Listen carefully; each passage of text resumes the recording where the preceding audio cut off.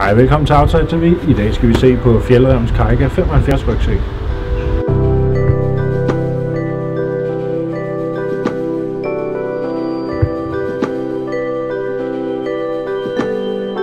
Jeg har haft rygsækken i halvandet år cirka, og haft den med på rigtig mange ture. Fjeldture, weekendture, vinterture osv. Så den er gennemtestet. Rygsækken her er lidt i den tunge ende, eller for at sige det mildt, den vejer en ondt år. Den vejer 3,3 kilo, men der er også rigtig mange features i den. Der er rigtig mange tunge features i den. En af de tunge features er materialet, som er meget kraftigt. Det er voksbehandlet, ligesom Fjällrävens bukser er, og på den måde meget vandafvisende. Altså jeg har ikke oplevet, at der er kommet vand igennem, og jeg har på en enkelt tur brugt deres regncover, men rygsækken holder altså i sig selv sådan en ret god vandafvisning, kan man sige. En af grundene til, at den er så pissetung, det er blandt andet de store lynlås, den har. Det kan man se hernede i rummet til soveposer, for eksempel, hvor at lynlåsen er sådan en YKK 8, og det er faktisk, hvis vi også starter med ulemperne, foruden vægten, som selvfølgelig er høj,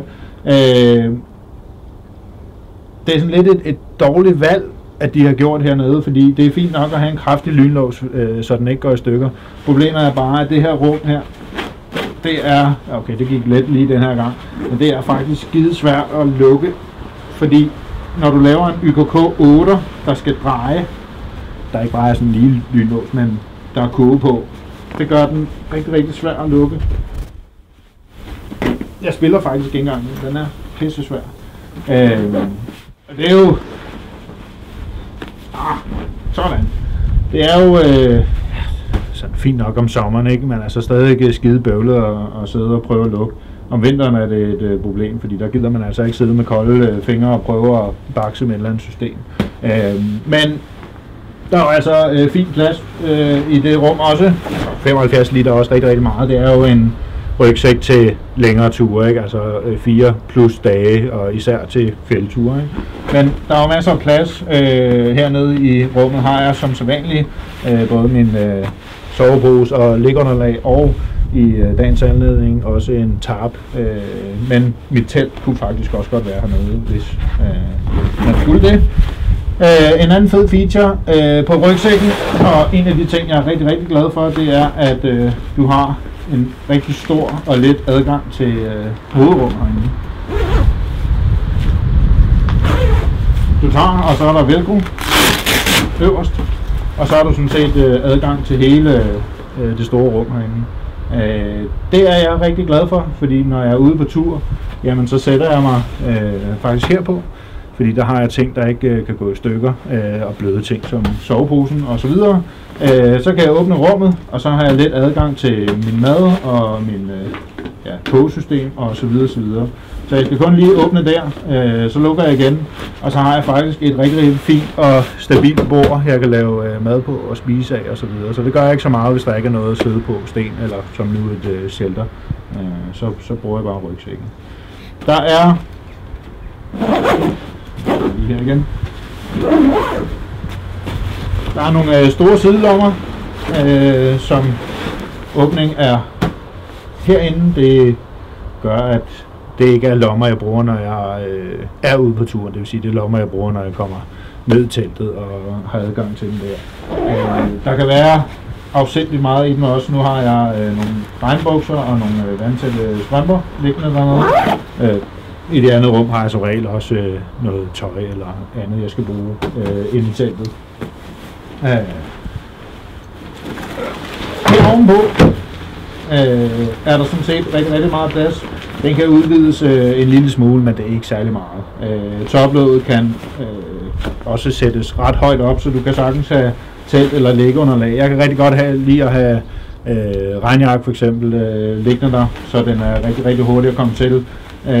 Det kan også være dunjakken, hvis man er afsted i fjeldet om sommeren, hvor det godt kan blive lidt koldt, især ved pauserne, så man lige hurtigt kan komme til det og hurtigt få det af igen. Når vi kommer til toplåget her ovenpå, så er der sådan et elastiksystem ja, da jeg fik den, så tænkte jeg egentlig, hvad fanden skal jeg bruge det til, men da jeg kom i fjeldet, så havde jeg egentlig mine TV-sandaler siddende der, som jeg bruger som lejrsko og som ladesko. De sad egentlig fint nok der, og det så sådan lidt ustabilt ud, men fordi der også er elastikker herude, jamen, så kunne man sætte enderne af sandalerne der, og så sad det egentlig rigtig stabilt. Man kan jo selvfølgelig også sætte lægunderlag og så videre, og der er sådan en fin ting her, så det kan jo virkelig, der er virkelig meget plads i det. Så det er jo fint nok, og man kan sige, det vejer ikke rigtig noget, så hvorfor ikke? Der er også 2 toplommer. Den ene er egentlig beregnet til regnslaget, men det har jeg valgt at lægge nede i rygsækken, fordi den gør, at man ikke kan have så meget heroppe i toprummet, hvis regnslaget ligger herinde. Men når man ikke har det, så er der godt nok meget plads i de her 2 rum til alt muligt gøjl. Jeg kan godt lide at have, når jeg nu har det todelt heroppe, det er ikke særlig mange rygsæk, der har det, men når det nu er, så har jeg elektronikken øverst der, og det er fordi, at lynlåsen, der sidder her, er sådan en vandtæt lynlås, så det rum heroppe er ret godt sikret mod brand og så videre. Men altså pandelamper, andet lys og powerbank har jeg liggende deroppe, og så ellers knive og alt muligt andet, ja, kort, det er som regel hernede, men lige når man pakker har jeg det liggende heroppe.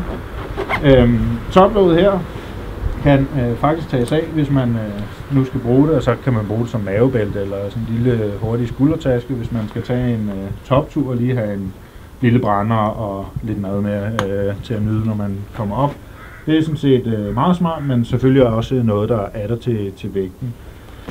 Bæresystemet her, det er sindssygt godt.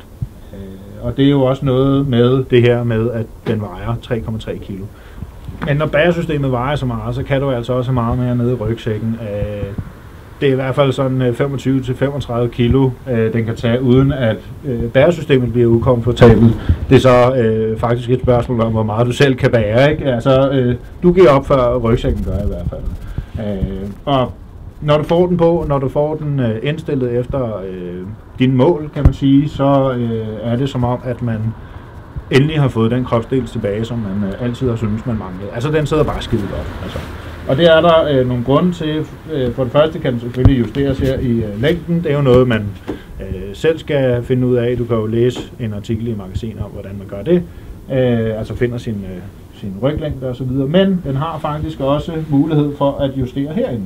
Så hvis du er en lille smule smalskuldret og skal bruge en bøjle for at holde jakken oppe, jamen, så kan du faktisk sætte den ind til small her, og hvis du er bredskuldret, som Ken er, vores anden redaktør, jamen, så kan du sætte den helt ud i large, og så er der plads til det hele. Ikke? Det er også med til selvfølgelig at gøre den lidt smule tungere, men i hvert fald at adde rigtig, rigtig meget til komforten af rygsækken. Så er der de sædvanlige justeringsmuligheder osv. I rygsliverne herinde har Fjällräven lavet noget lidt anderledes, og det er, at de bruger birketræ i stedet for det klassiske aluminium herinde. Birketræet her er lidt mindre miljøbelastende at bruge, og derfor har Fjällräven eksperimenteret lidt med det. Altså jeg har ikke kunnet mærke forskel, kan man sige, og birketræet her vejer ikke særlig meget. Så det er jo fint nok, så har man også lidt brænde, hvis man skulle løbe tør i en nødsituation eller et eller andet, så kan man jo hugge det op.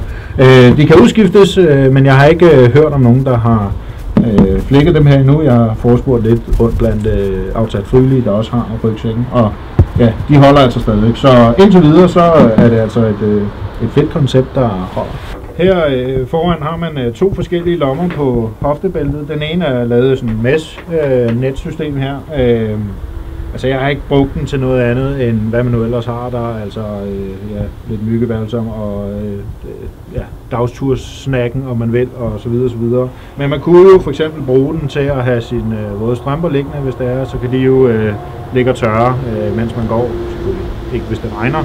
Det andet rum er ligesom i rygsækmaterialet, så det er vandtæt, og lynlåsen her er også en vandtæt lynlås. Så der kan du godt have ting i, som ikke kan tåle at blive våde. Det er sådan set også fint nok.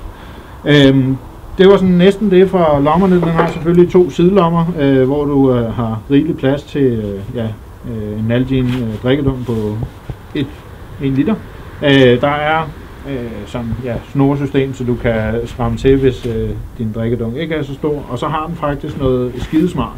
Der sidder en knap herude, som man kan lukke, men så kan du faktisk tage din drikkedunk og sæt her, så du har fri adgang til den, når du vandrer, så du kan lige hive og tage drikkedunken, og den er faktisk også mulig at sætte i igen, når du har drukket.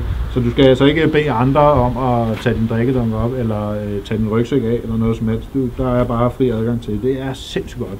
Og det gælder sådan set på begge sider her. Altså den her lomme herovre bruger jeg så kun til at have noget andet i, kan man sige, end drikkedunken. Så den har jeg ikke åbnet på den måde. Men det har jeg herovre. Jeg er også højrehåndet, så det ligger lige til. Der er, foruden at toplåget kan tages af og bruges som dagstursrygsæk, kan man sige, så er der en ting, som har overrasket mig, noget med de her ekstra features i rygsækken. En af de ting er, at selvfølgelig det store hovedrum her, som er let at komme til, men det er ikke så skide unikt fra Fjällrävens rygsæk, kan man sige, men en af de ting, der er rigtig fede, det er, at hernede i soveposerummet, så er en ting ud her, der er jo opdeling, så du kan gøre hovedrummet herinde til et stort rum, hvis man har lyst til det, men der er faktisk også sådan et mesh lomme, kan man godt sige, eller hvad fanden hedder sådan noget, luk. Det er lidt spøjst, da jeg åbnede den og så det, jeg kunne ikke rigtig finde ud af, hvad fanden det egentlig var til, andet end at skulle ligge og irritere ned i bunden. Men det er jo selvfølgelig til, hvis din sovepose nu for eksempel er blevet våd i løbet af natten, jamen så kan du faktisk tage og lukke rummet her, og så er din sovepose ligge inde under, jamen så kan den jo ligge der og tørre. Det gælder jo sådan set også for regntøj, dine strømper og hvad du nu ellers vil have liggende og tørre. Det kan så ligge dernede og tørre i løbet af dagen. Det er altså ret godt tænkt. Jeg brugte det faktisk en enkelt gang på vores fældstur, hvor der var nogle af mine ting, der var blevet våde. Dem havde jeg så liggende der. Selvfølgelig igen, man skal lige tænke over, hvis det begynder at regne, så er det her rum selvfølgelig ikke særlig vandtæt. Så skal man lige lukke den igen. Men altså, stoffet her kan også sagtens klare, at du har våde ting liggende hernede. Der er sådan, vandtæt stof siden her, men det er der også nede i bunden her. Det kan du ikke lige se nu, men det er der. Så show features, alle de her kraftige lynlåse er der selvfølgelig også til den her vægt, som igen er fed, når du skal bære tungere ting. Nede under, der sidder nogle knapper der, som enten er til at stille på, og ellers så kan du købe nogle ekstra tasker, som kan klikkes på der. Men der sidder selvfølgelig også de her, så hvis du har en sådan surrem, jamen så kan du sætte lægunderlag, eller hvad du nu vil nede under. Så alt i alt vil jeg sige, selvfølgelig en rygsæk, som koster lidt i den dyre ende, men jeg synes også, det er værd. Et andet lille kritikpunkt er jo også det her med, at spænderne er i plastik. Altså, der kunne jeg godt savne, at Fjällräven lige havde oppet kvaliteten en lille smule, og så proppet aluminiumsspænder på. Den her rygsæk er jo sådan en plus 10 års rygsæk, som nærmest er umulig at slide op. Og så kunne det sgu være fedt, hvis man også kunne være fuldstændig sikker på de spænder, man har her i stedet for plastik.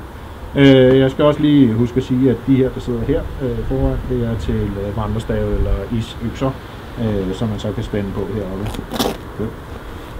Så de sidder der. Der er også mulighed for at sætte lægunderlag eller telt her indenunder, hvis man vil det. Så utrolig mange muligheder. Jeg er fan af mange lommer i rygsækker, og det er der altså i den her. Så den passer en stor person som mig rigtig, rigtig godt. Så det tror jeg faktisk var det hele. Fjällräven Kaika 75 her. Vi lander altså på en 8 ud af 10, og den er anbefalelsesværdig, hvis du skal på en længere tur. Den findes også i andre versioner, det kan du se hernede. Tusind tak fordi du så med.